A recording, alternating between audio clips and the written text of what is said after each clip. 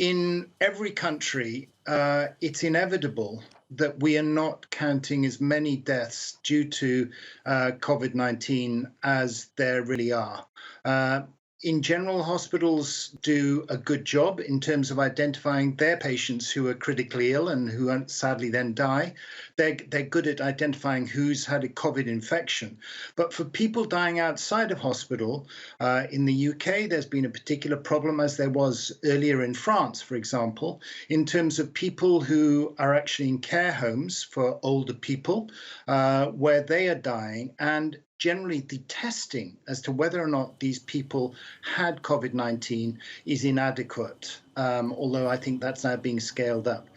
If we want to make comparisons between countries in terms of the burden on death rates associated with COVID-19, we need to simply count the number of deaths that are occurring in the pandemic period and compare them to the deaths that we would expect based on the years before the pandemic period.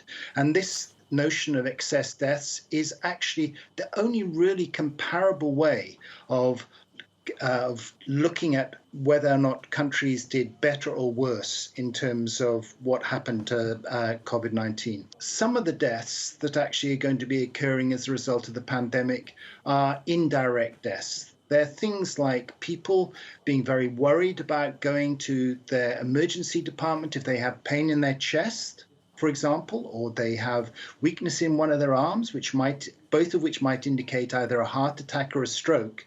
So there's a lot of concern that people are not coming forward to be investigated and treated for these potentially life-threatening conditions, which are not caused by COVID, but actually them not being treated is a consequence of hospitals being a little overloaded and people being very worried about overloading the system or getting COVID-19 by going to hospital.